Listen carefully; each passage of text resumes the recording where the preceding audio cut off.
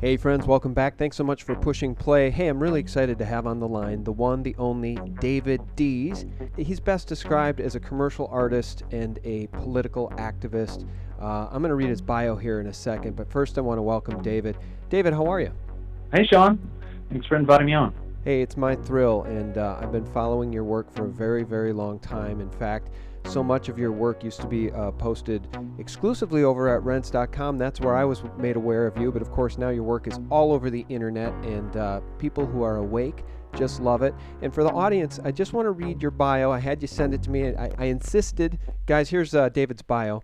David began his long career in the world of advertising illustration, painting realistic airbrush art for New York and Chicago advertising agencies in the early 80s. Then he made a major move to Los Angeles, which introduced him to the entertainment industry, where for 20 years he freelanced to the movie studios, working with clients like Paramount Studios, Hanna-Barbera, and Disney Home Video. Disney. Oh, we could talk about that for a while, couldn't we, David? Illustrating DVD and video packages, store displays, and even occasional movie posters. Eventually phasing into children's book illustrations and cartooning, David enjoyed a long run with Sesame Street Magazine, Family Home Entertainment, and Time Magazine for Kids. Yes, the Mockingbird Media. Some of us have to go there for a while just to make ends meet and pay the bills, but it was a great training ground for David. And in 2003, when David became fully awake to the New World Order Zionist agenda, he decided to spend most of his time fighting back with his own brand of activist political artwork and social commentary. It is, in fact, what has made him famous and has created a large audience on the internet for the nearly 600 pieces alerting people to GMOs, chemtrails, and the myriad of weaponized facets of attack that the bad guys inflict upon us daily. Today, he works steady designing and illustrating covers for authors of health, political fiction, and nonfiction books. Again, it's my pleasure to welcome David Dees. David, thanks for joining us. That was quite a read. You're pretty good at that. Thank you, Sean, and I will answer all questions and field all ideas that you have. I don't often talk. I mostly just do visuals, images that come out of my mind, but here you have a chance to talk to me. It's a little bit like inviting a swimmer out of the water to run a race, but I'm going to do it. Here we go. All right. Well, you're breaking up a little bit there, David. And, as people may have picked up on, we're lucky enough at SGTreport to be getting your art now as soon as it's released. I think one of the things that we really ought to do is start from the really basics as it pertains to your art and your social commentary. What inspires you, and where do your ideas come from? How do you decide that you're going to, for instance, focus on a great piece of satirical commentary on vaccines, for instance, or Monsanto and GMOs, or on the chemtrails? Does the spirit just move you in various ways and you just go with it? How do you get inspired? Well, I'm on the internet all day long because I'm working with designing book covers, and so I'm there on the net. And while I'm working, I listen to alternative news shows and these incredible videos. I put them on the other monitor there and watch out of the corner of my eye. I watch anything new that's been assembled. This internet is just really exploded information-wise. The people that are making these videos, and they use my art sometimes. Sometimes I'll watch a really incredible video about chemtrails or something, and the next thing I know, they're using some illustration I did trying to explain chemtrails. That's always fun to see. I make it available for anybody to use. For nonprofit, I don't want you to be using it for a cover and then not pay me a little something for it. But yeah, I try to do illustrations to help people be alert to things that are happening, just like a sign next to the road if the bridge is out. It'll alert you to dangers ahead. So I'm saying danger, danger. You remember Will Robinson in Lost in Space? The robot was yelling danger, and that's what I do with the art. But I do it in a way, because of my background in advertising, I'm able to make it fun to look at. So it will get the attention of even somebody that disagrees with it. They'll want to look at it just to be entertained.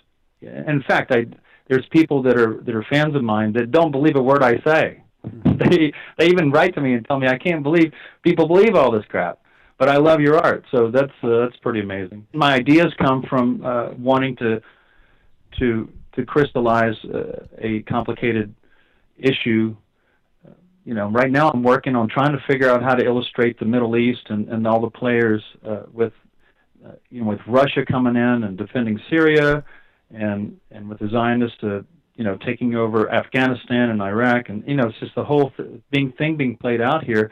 But it was all designed. This is, that guy in the Pentagon talked about how they were going to take down 7 countries in 5 years. So this is happening the way they're planning. I don't think that they planned that Russia was coming in. So this is something I want to illustrate to show people.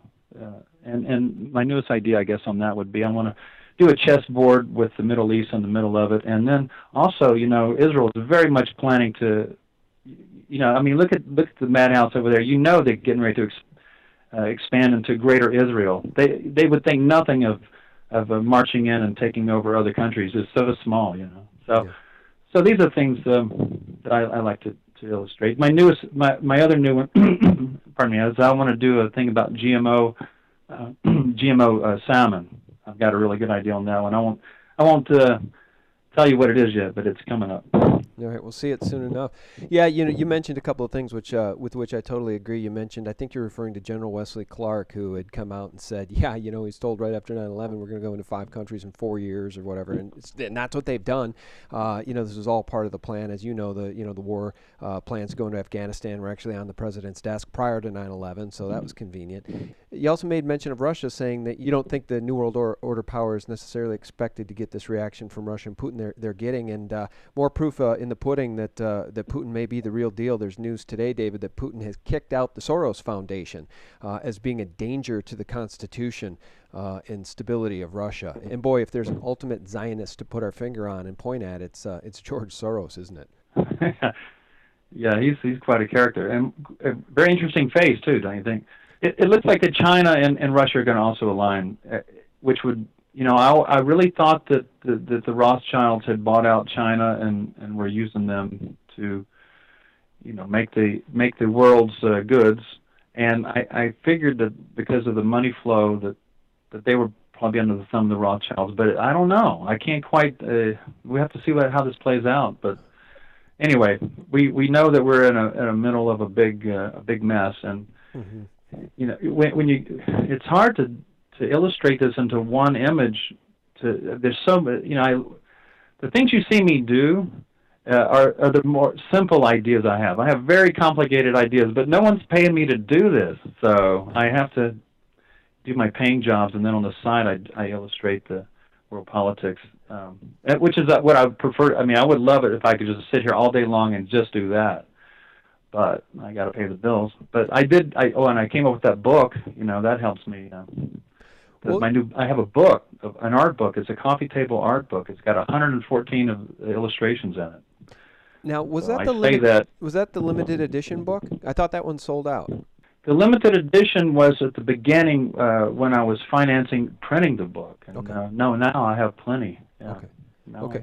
I have plenty. They're only $23. Our readers would love to support you, man. Absolutely. Tell people how to get it right now before we forget. Yeah, people think they're about a $50 book, but I got it down to $23. It's $23, and you just go to ddees.com. That's my website, and you'll see there on the menu. It's you can buy the book there, and okay. It's pretty remarkable. I get a lot of great feedback from it. I think you'll enjoy it, especially for Christmas. Wouldn't it make a great Christmas gift for your sheeple family members? Give that to Mom and Dad, a David Dees coffee table book. Oh, yeah. Last Christmas, a lady wrote to me, and she said, I got your book, and, I knew that the family, she said, I'm one of the only ones that's awake in the whole family. And she said, I knew there's so many people in the living room. I just put your book on the coffee table, and I just watched as so many people picked it up and sat there for an hour and thumbed through it in disbelief almost, and didn't even say anything, but they were fascinated by it. And so, it's how you wake people up. You give them a little bit of information, and as you say in the joke, tickle their ass with a feather, and it works. You put a little humor in there, and it lightens up the load, because we're talking about some very serious things. In fact, what I like to do, instead of talking about the art, what I like to do, and I finally figured this out after all these years, is that I want to invite you to now, if you can, Sean, go to my website and see the newest art that I did, and then we can be kind of a multimedia thing in a way. The listeners there can go and see the art we're talking about. Yeah, I'm there right now. Oh, you're But there? Okay. yeah, Let's but see. let me ask you one thing before we do that. I think, Right. let me just add this to what you do. And I think that the coffee table book, and what you're saying about the woman putting it out during the holidays, and letting people flip through it. Why that is so important is because even the people who aren't awake know a little bit about some of these issues. They may not trust the government. We now see that American polls are showing the thing that people are most threatened by is big government, and they're afraid that they're losing their liberties to a tyrannical government. And so people, even who aren't really paying attention to GMOs and vaccines and the New World Order tyranny and false flag terror and don't understand the climate change agenda, they still know a little bit about some of these things. And your work is, well, it's the old adage, a picture is worth 1,000 words. So you don't need to try to sit there and proselytize to them about the New World Order. They can get it in an image. So they can learn a lot about the vaccine tyranny in one image. They can learn about the TPP in one image. And I think that's what's so darn effective about what you're doing. It is effective. And in fact, the way the mind works, visuals are far more powerful than even the written word. Words are simply symbols. And since I'm showing you real life situations without the real life actually being there, I'm showing you symbols too. So I'm able to assemble it into a way that the mind can. I lead the eye around and show you all the concepts and how they interact. It's a little bit like boiling it down. When you boil down something in a pan at the bottom, you get what was really in there, and that's what I try to do. And I try to do without words too. That's why.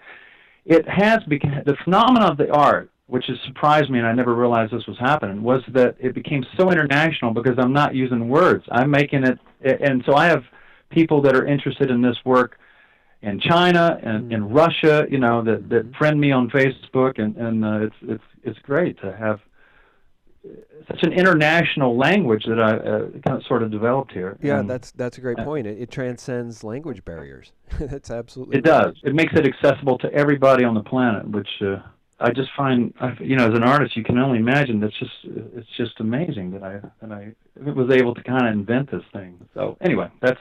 Well, and you've been rather prolific. I mean, you say over 600 works. Do you know what the total is at this point? I'm really bad at keeping files and numbering and everything. I just have them in folders, and I see, the count on the folder, and it's somewhere between 500, 600, maybe 700. I'm not even sure how many it is. I was doing about one a week or two a week in the beginning for a few years, and now I'm down to about one a week, and that's 50 a year. Well, it's a lot. Now, I mean, and it's I've a done lot it. of I've work. done it since I did my first one in 2006. Pardon me, 2006. I never was even that political before. I was drawing a lot of Elmos and Big Birds for Sesame Street. I was just I could draw, a lot of fur and feathers, and I could illustrate their storylines in the magazine the way they liked, and so I got a lot of work from them. And then I woke up to 9/11 in 2003, and I saw photographs of the Pentagon on the website, and I said, this is insane that I'm looking at these photographs and that nothing agrees with what I'm hearing on TV. It was the first time I realized I could research things on my own, study photographs or study interviews, and other people realize it too. So that's why they made these incredible videos. Anytime a big event happens, there's these people, they record all the news on all the stations, and then they study it, because a lot of things, that the information that comes out right after the event happens, it never is replayed, because stuff leaks out early on when they can't control everybody. Yeah. And so I saw the 9/11 thing and the Pentagon, and that's what started me off. And I said, well, it took a few years. It was 2006 when I did my first piece, and I sent it to Rents. Rents was posting my stuff there. As you know, at the top of his very popular website, he calls it like the cover of a magazine. He wants to what they call splash art. But I'm not with Rents anymore.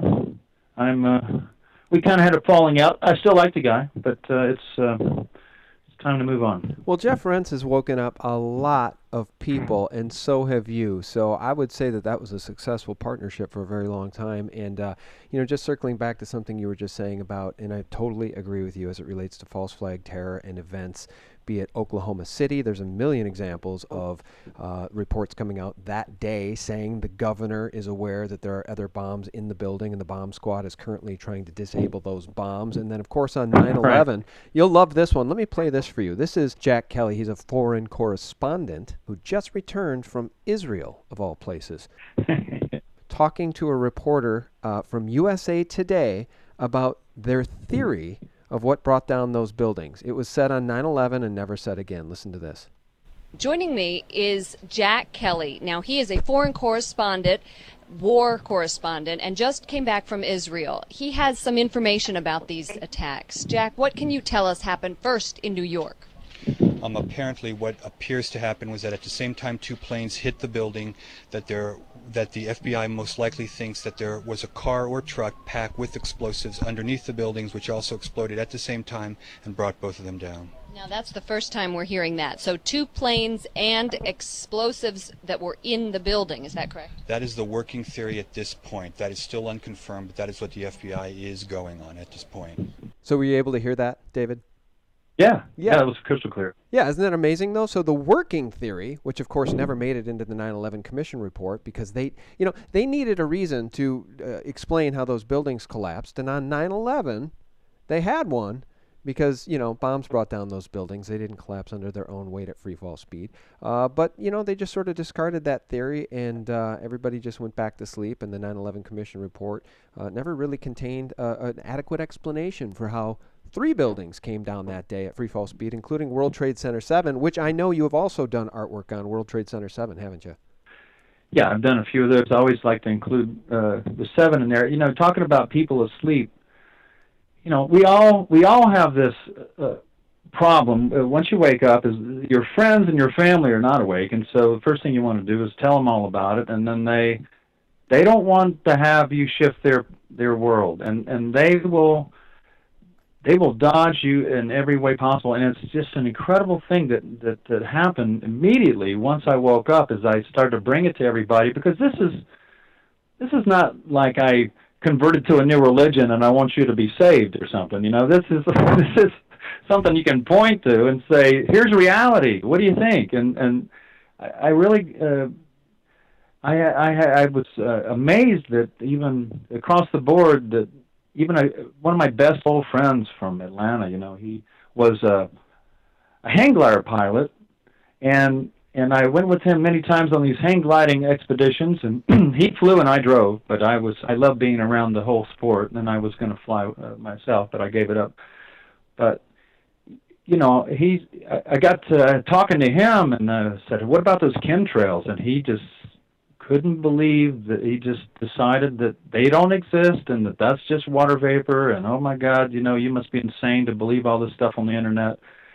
And I insulted him, he insulted me, we went back and forth and had fun with that for a while, and then finally it just exploded, and I said, I can't be friends with you anymore.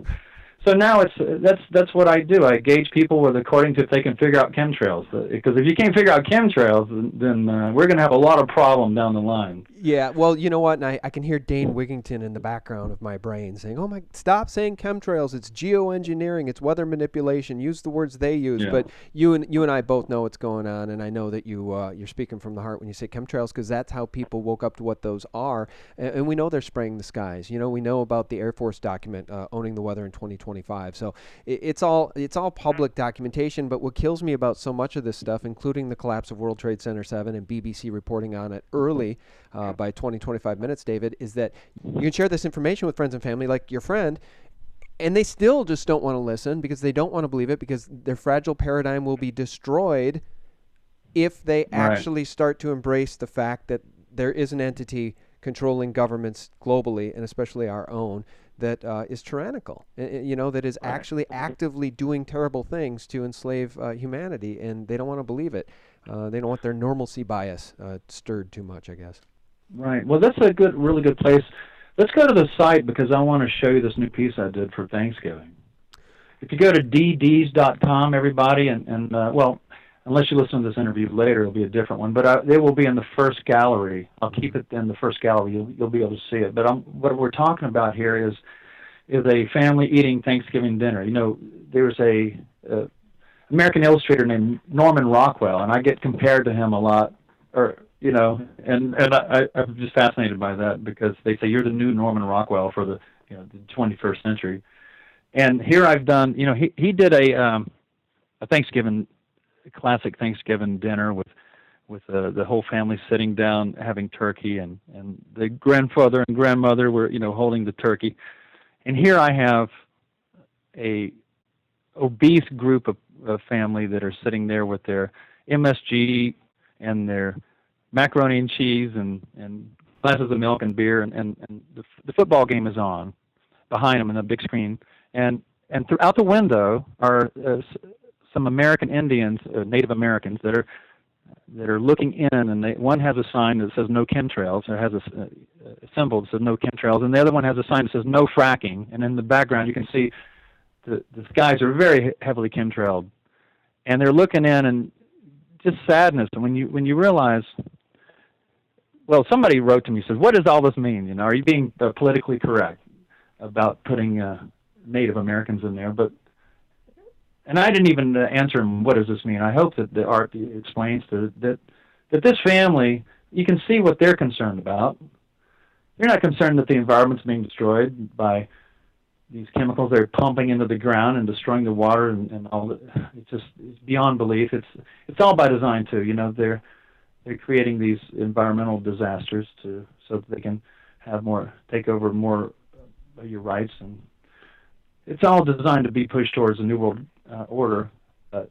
Are you looking at the art now? Yeah, I'm looking at it, and you're right. It's all designed to make us unhealthy, and there's not much in this New World Order paradigm that is meant to keep people healthy. In fact, when it comes to vaccines, no. You can make the argument that it's by design. It's meant to make people ill, and eugenics is a big part of it. And MSG is a good example of it. You've got that MSG spread instead of salt or pepper there. It's MSG, and yeah, this is a great illustration, David, and it is sort of the anti-Norman Rockwell, isn't it? Yeah, you might call me Nightmare Rockwell. Yeah. So it's. But the one thing about it is that if you disagree with all this, you still want to be interested in looking at this. Yeah. So you can't quite ignore it, and your mind is still having an effect on you.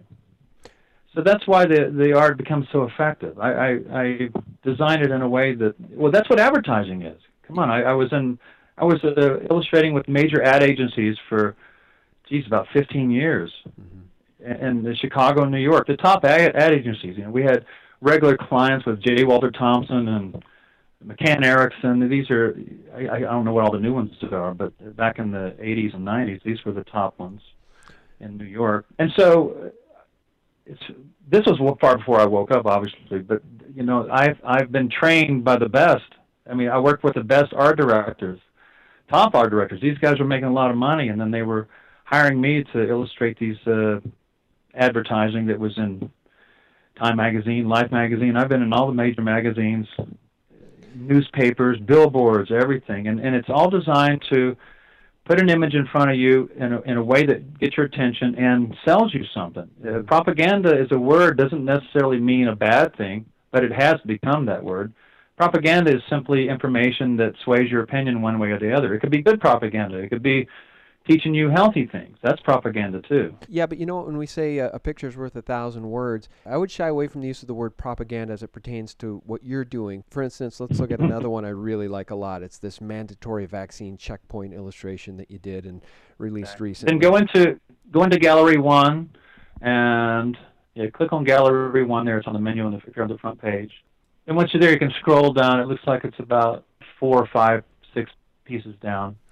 You can see it says vaccine checkpoint. It's the officer is holding the little baby while the other officers are holding down the mom, and in the foreground you see them getting the syringe ready to inject the baby. Mm-hmm. I don't know if many people realize that they're going to inject that baby with the vaccine, and she's freaking out because she's trying to stop them, and they're holding them down, and they're at a checkpoint similar to a sobriety checkpoint. Mm-hmm. Where they're shining flashlights in the windows, and there's it's all lit up with the cones, and it's mandatory.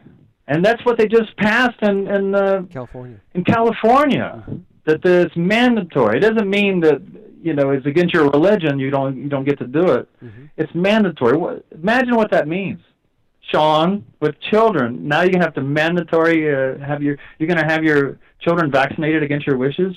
Is that going to happen? Yeah, we've talked about this a lot, and it's one of the things that I've said, David, is now a line in the sand. There's going to be certain lines in the sand that are going to lead people to revolt, and I mean absolute revolution, because there are people like the woman in your art here that are freaking out in California because criminal Governor Jerry Brown passed SB 277 into law despite an absolute grassroots outcry against it. Now, as you know, David, when you and I were kids, it was probably 1 in 10,000 children had autism, and now it's closer to 1 in 60. People are very, very afraid of the state-sponsored needle. And that's what you're showing here in this illustration, is the dangers of the state-sponsored needle, which equate to absolute Orwellian tyranny. So look up a word, it's called attrition. Attrition, it's a war of attrition. Attrition is when you limit the competition.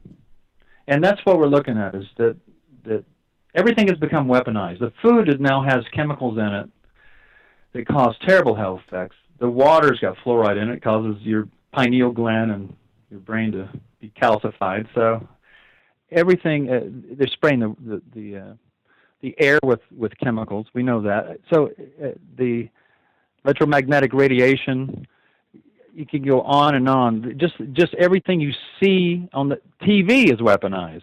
It's all designed to limit your abilities to fight back, and they really don't want to have you healthy because you can fight back. They don't want you to have your clear mind. They don't want. So I try to do the art. I go, what art can I do that can alert the most people about how they can avoid these things? Mm-hmm. So I do some pieces on fluoride. I do it on MSG. You don't want any MSG. There's so many things that are. It's a really dark time we're in, and I guess people say, maybe you should do art that's more positive and show us ways to combat these problems, solutions. They say we need more solutions. Well, I think the idea is that if you show, I'm going from the viewpoint that people need to be woke up first. Before you start on solutions, you got to just alert them to the fact that there are mandatory vaccines and there's chemtrails in the sky. A lot of people don't even realize that. I mean, only 5% or 10% of the people in all of the United States even understand that Building 7 came down, that there was 3 buildings. When I brought it up at a Christmas dinner with my family, they didn't even know what I was talking about. And they just said, don't start. So, okay. But we're not talking so much anymore.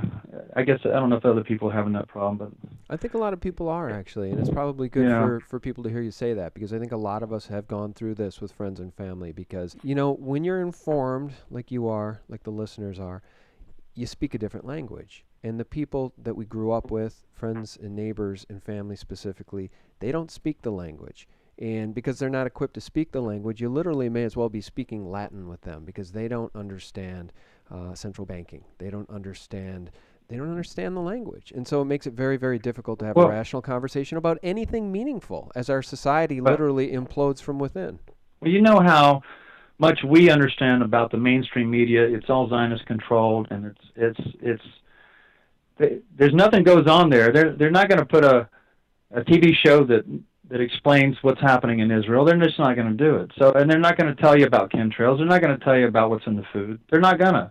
Mm-hmm. And as much as the internet exposes the mainstream media is also trying to invalidate the internet, because I can tell, because the people I've argued with about this stuff, they say, where did you get that from? The internet? Because they warn them. They get a, NBC News is going to say, here's something from the internet, because that just invalidates it, such as this is the place where you get your news. Don't believe the internet. That's just the Wild West where anybody can write anything, and it's not approved information you're looking at. So I think that's pretty amazing that mainstream news is terribly scared. People actually are getting their news from the internet. The alternative media is becoming the mainstream media. people are waking up, and they don't. They know that they're being lied to when you watch this Fox News babe, telling you all this stuff. This is all BS. Mm-hmm. You don't get any real news on there. Well, you can't. I mean, So people are waking up to that, and CNN doesn't have that big an audience as they'd like you to believe. It's way down. People are really getting their information from the internet. Yeah. So that's a good news. It is good news. CNN's numbers are at I think 20-year low, and it's all government propagandized, government-approved news anyway. And so more and more people are turning to the alternative media. But, as you note, the CIA, which coined the term conspiracy theorists and did so after the Kennedy assassination to discourage discourse about that assassination, that plot, they introduced that term as a pejorative. And so now people, the brainwashed sheeple, just run with it. Oh, you're a conspiracy theorist, because they just parrot back what they've been taught, like good little mockingbirds, because they get most of their news from the Mockingbird CIA media. Let me ask you this here about another piece of artwork that I think is very powerful. Okay. They all are. How am I supposed to pick? But I hope it's the one with the puppeteer. That's one I'm looking at right now. It's one of my new ones. It's Netanyahu is the puppeteer of ISIS. Yeah, let's talk about that, because I think that's one of the last ones we posted at SGTreport. Do you think it is the Zionist entity behind this solely? I know that Ken O'Keefe believes that, and I do think Mossad's fingerprints are all over what happened in Paris, perhaps MI6, perhaps CIA, but at the end of the day, so much of this stuff tracks back to Mossad, doesn't it? Of course. Yeah, you don't see ISIS attacking Israel, mm-hmm. or any of Israel's outpost, as they say. I mean, this is simply another boogeyman that's been created. But the illustration is of Netanyahu as a puppeteer on a stage. I wanted to be sure to have it on stage, because this stuff is being staged. See, that's a good the symbol of the illustration is the feeling of the stage. ISIS is being staged, and the Mossad is controlling it. And who's behind them would be Israel and the Rothschilds, and certainly the Queen. People don't realize, particularly in America, everybody thinks that way back when there was a war in America against the war, England and America had a war, and we won the war, and England said, "Oh, you're right, you win. All right, you guys had good luck. We started you, but." So nothing could be further from the truth. They just went on the ground and they control America through the banking. That's all they did. It was just the Rothschilds said, "All right, you guys, we're just going to make it so you feel like you're free, and we'll allow this Constitution, and you got some freedoms and stuff." They didn't like the idea that everybody got a gun, though. That's really caused them. There'd been a much sooner takeover, I'm sure, if everybody didn't have a gun. I think there was something about 3 or 4 states of America have as many gun owners as all the military. So it's going to be a tough row. I think what they're going to have to do is probably come in and poison everybody somehow. They're doing it slowly for sure, but they would certainly poison them in a way that to make the Black Plague look like nothing. Well, that's what's so dangerous about that SB 277 is it's a slippery slope into absolute tyranny, because I think they want to use that as the precedent potentially for rolling out federal mandatory vaccinations. I don't know if they could get away with it, but I know that they would love to, and I know that they'd love to say there's been a bubonic plague leak or an attack by ISIS, and now everybody has to go to the local school to get their shot. And how many people would then die, of course, of bubonic plague? And right. It's just, I mean, right. That sounds like conspiracy theory, but you got to take the facts of the day and extrapolate, from that. And we're looking into the future, and we know what these people are up to. We know what they're up to with the climate change agenda. We're speaking here as this COP21 farce goes down in Paris, and Obama would love to sign away everything that's good about this country. First, you're going to sign the TPP, and then he'd like to sign us on to COP21, and then he'd like to have us do away with our industry and our gasoline-powered cars. And, frankly, David, I think that the track that they're on, and they've got so many dumb people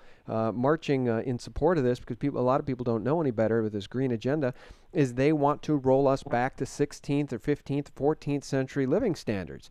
Now, if you don't have a furnace in your basement burning oil or natural gas to heat your home because the government won't let you, or because the United Nations won't let you, you're going to live a pretty crappy existence if you can survive at all, especially those of us who live in these cold climates. So I think that's the agenda, is just to turn us all back into serfs. It's called neo-serfdom. That is the agenda. But with the art, what happens with the art? This new piece with the puppeteer, I'm going to certainly put that in the second book. I'm going to be working on that soon and releasing that. It's so exciting to do this illustration, and then it comes out good enough where I know it's going to go into the next book. But what happens is that, you know, you show these to people, and it really circulated big. This became pretty viral. Got passed around a lot, and it puts everybody's attention on this one idea, concept of the illustration. I mean, once you look at it, it's kind of hard to. You can't argue with it. You can argue with somebody face to face, but it's hard to argue with the art. It's sort of a one-sided argument. You can say I disagree with that, but it's hard to look away from it, which is different than shutting somebody down from talking. So it's. And the next piece, if you go to the right. Well, let me ask you one thing, though, before you do. I want to ask this, because I know that those listening, especially some of the people that leave comments at SGTreport, they like to take this very polarized, either it's all the Jews, or it's all the Jesuits, or it's all whatever. And, I like to say, hey, I love my country. I don't love my government. We've got a government, that's federal government particularly, that is not honoring the Constitution and is not there to protect the people's rights. And I would say the same thing about Israel. I don't love the Israeli government. I don't love Netanyahu. I don't hate all Jews, though. Do you ever care to make that distinction or talk a little bit about that? Because why is it that those of us that would dare criticize the Mossad or dare criticize the Israeli government suddenly get castigated as being... what's the word? Anti-Semites or whatever, which is just such nonsense. We're just political commentators, right? We just know we can just see what's going on, and we don't want our liberties taken from us. And we're going to point the finger at anybody who is responsible for taking our liberties. That's right. Yeah, you summed it up perfectly there. I mean, Semites. 97% of the people they consider Jews are not even Semites, so right. It's such a weird word. But it is. The Khazars and that whole problem. Yeah, the Rothschilds hijacked the whole thing. They hijacked the whole, I think, Jewish religion and the whole, Israeli state, of course, because of the Balfour Declaration. The Rothschild hand is in all of that. Yeah. I want to say this one thing though, is that the people that call themselves Jews, you have to just be amazed, because the truth is that it's mostly just a bunch of white people, and they're destroying the white race. They think they've been told that they're a race, and it's just not true. It's just not true. I mean, they had to, in World War II Germany, they had to put an insignia, a symbol on them, on their clothes, to make sure that they knew who were Jews and who weren't, because they couldn't tell them apart unless they, maybe they had a different facial look, but that's a small part of them. So the truth is that, stop talking about this being another race. It's not another race. It's an ideology. It's a political agenda that's destroying us. If you want to say that it's another race, I think what people are trying to say is that their thinking and their aggression towards others is so extreme. You have to look at the Talmud. No other religion has written into their religion that it's okay to kill and deceive and steal and do horrible things to anybody else that's not a Jew. I mean, give me a break. People just don't realize people want to be nice to everybody. Everybody should be able to believe what they want to believe. Well, that's fine. But what we're talking about is Zionism, which is the takeover of the planet, and the Zionists are in control, and they really want you dead. That's the truth. They killed 60 million Christians in Russia. The Bolshevik Jews, that's the big secret, was that communism was created by Karl Marx. He was a Jew, and he was from a long line of rabbis, and they wrote up this philosophy where there was a takeover, and everybody had to do what they say or they killed them. So that's what happened. But they don't, because they bought up the media. The internet has exposed the fact that the people who took over Russia and killed 60 million people in a horrible way were actually Jewish.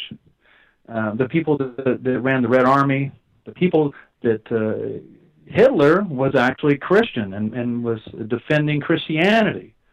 That's, you never hear that. Yeah. Don't get me started about that. That's a whole I know, other story. But anyway. I also know that Prescott Bush and his buddies, the bankers, backed Hitler. They created Hitler. They funded Hitler. Sure. And of course, then. But he also, he also kicked out the Jewish bankers, and they recovered the economy. So they did a remarkable thing with Germany. You know about that. So the economy was the last in Europe, and then within 3 years after kicking out the Jewish bankers, it was number one.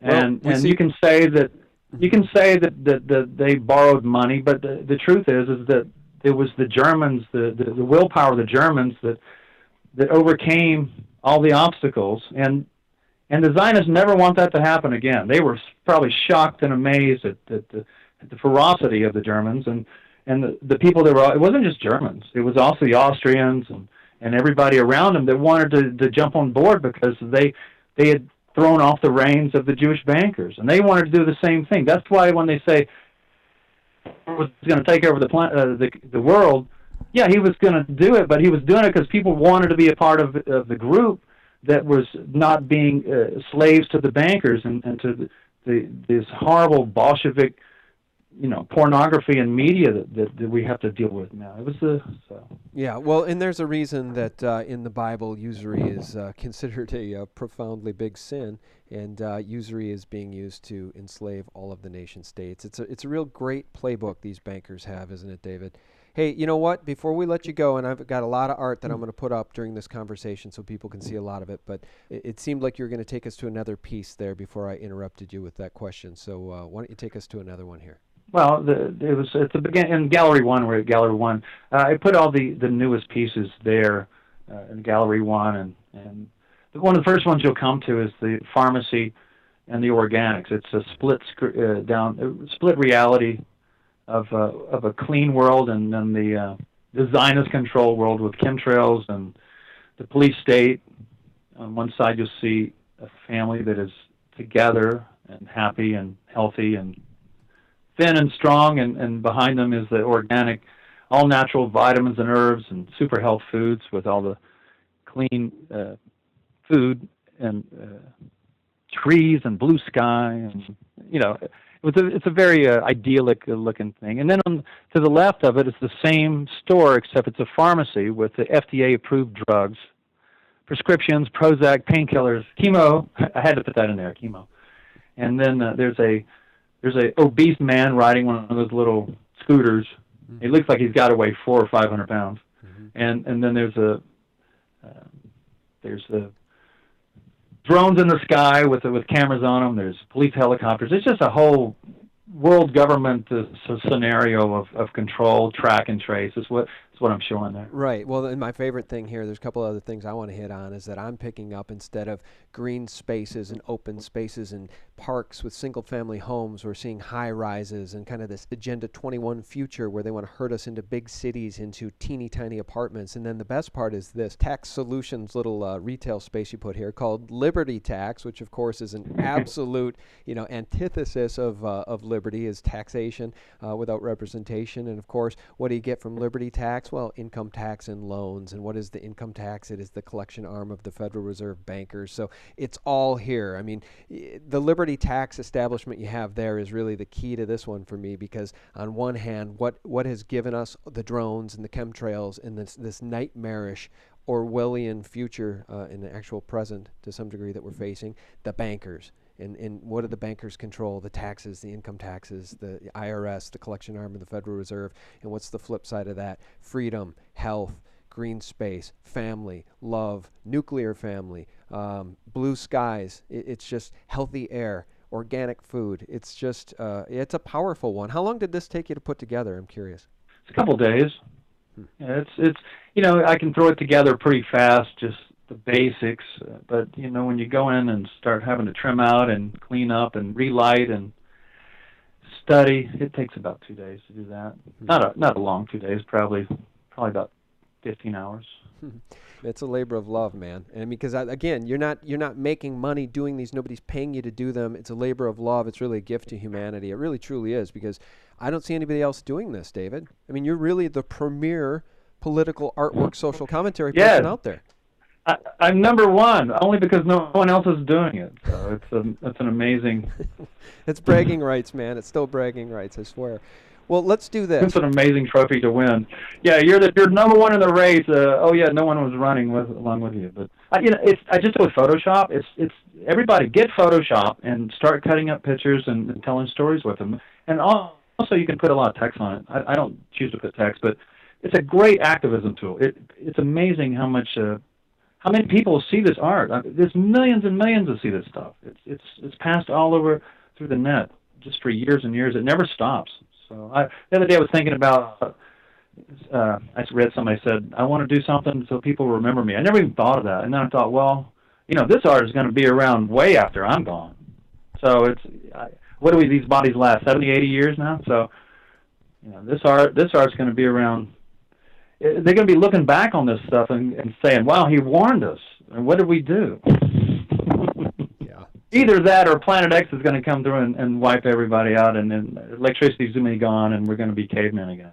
So one way or the other. All right, one way or the other. Well, the breakaway civilization would love that. Those of us who are left over will just be turned back into cavemen and their slaves as they go and explore other galaxies and can have access to the stars. A couple of comments from your website here. I absolutely love your art. That's from Hayes. Here's another one: satire, humor, and truth all in one place. You the man. And another: David Dees has been ahead of his time with his illustration for so long that it's time that we, the people, start pushing his artwork in the mainstream. And another: David Dees is clearly a prophet for our times. I'll tell you what, man, it's been a real pleasure for me to connect with you, and credit to our friend Sophia Smallstorm, who actually kind of got us in touch with each other. Sophia sure knows a lot of people, and so she got us in touch, and it's been a real honor for me to post your newest artwork at SGTreport. And the last thing I want to do is, again, let's touch on how people can get your book, because we have some very supportive readers, and I promise you people would love to buy your book. Can you tell them how to do that? That'd be great. You're fantastic, Sean. I love talking to you. We're going to have to do this again.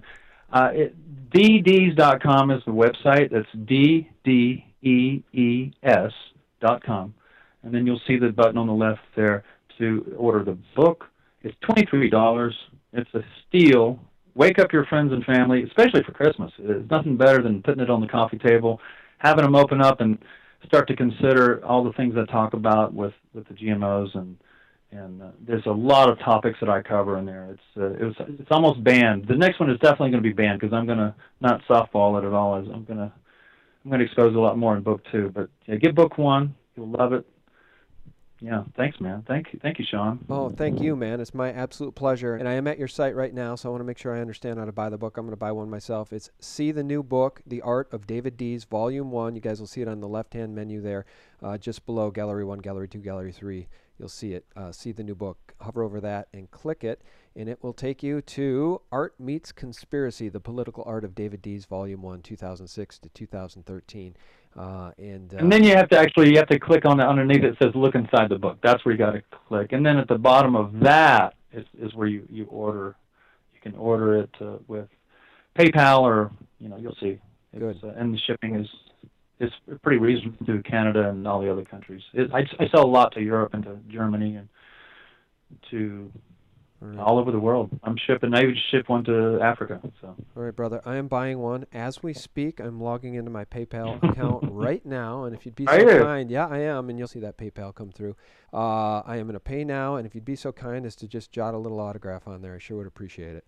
I will, and if you order right now, I will sign all the books that you order. Absolutely. If you order in the next days from December 1st, let's say until December 5th, from December to December 5th, all those I'll sign for you. So if you order now, I'd really appreciate that. Oh, that's very kind. So you're offering to autograph any of the books that come in from our listeners here? Any of the orders? Yeah. So okay. That's right. Terrific. All right, guys, well, you heard it from David Dees himself. He'll autograph your book for free. You can get the Art Meets Conspiracy, Political Art of David Dees, Volume 1 for $28, including shipping. I mean, you can't do any better than that. It probably costs him more than that to print the darn thing. So, David Dees, a real, true pleasure and honor to finally speak with you, and thanks for all you do on behalf of humanity. Your art inspires, and again, a picture is worth 1,000 words, and you're the man. As one of the comments said, you the man. You the man. Also look for the new art. I will post it on SGTreport SGTreport, go to new art. You'll see it first there, or on my website. Yeah, you can always go to my website and see the newest illustrations. Thank you. Yeah, thank you, sir. God bless. And guys, thank you so much for listening. We do appreciate your support too at SGTreport.com, where our promise to you is real news, honest news, the antidote to corporate propaganda 24/7. It's what we do when we get up in the morning. It's what we do before we go to bed. Is try to post the very latest, best news for you guys to share with your friends, family, and colleagues. We got to wake people up. We got to take this thing back. We're running out of time. God bless. Have a great week.